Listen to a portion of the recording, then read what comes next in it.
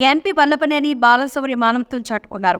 ఆదివారం నాడు జనసేన పార్టీలో చేరేందుకు గాను ఎంపీ బాలశౌరి ర్యాలీగా వెళ్తున్న క్రమంలో ద్విచక్ర వాహనంపైన వస్తున్న ఇద్దరు జనసేన యువకులను ఎదురుగా వచ్చిన కారు ప్రమాదవశాత్తు కారు ఢీకొంది.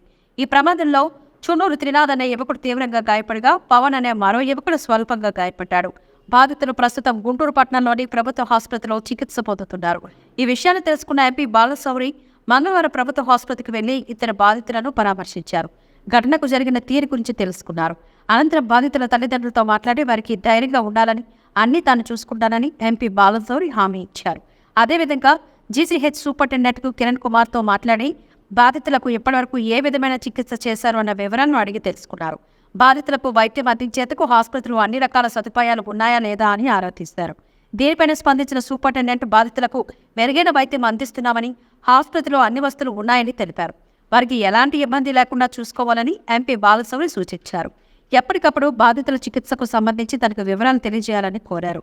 చివరిగా మీడియాతో మాట్లాడిన ఎంపీ బాలశౌరి ర్యాలీలో పాల్గొన్న యువకులు రోడ్డు ప్రమాదంలో గాయపడ్డ సంఘటన తనని కలిచివేసిందని ఎంపీ బాలశౌరి అన్నారు. బాధితుల కుటుంబాన్ని అన్ని విధాలుగా ఆదుకుంటామని ఎంపీ తెలియజేశారు.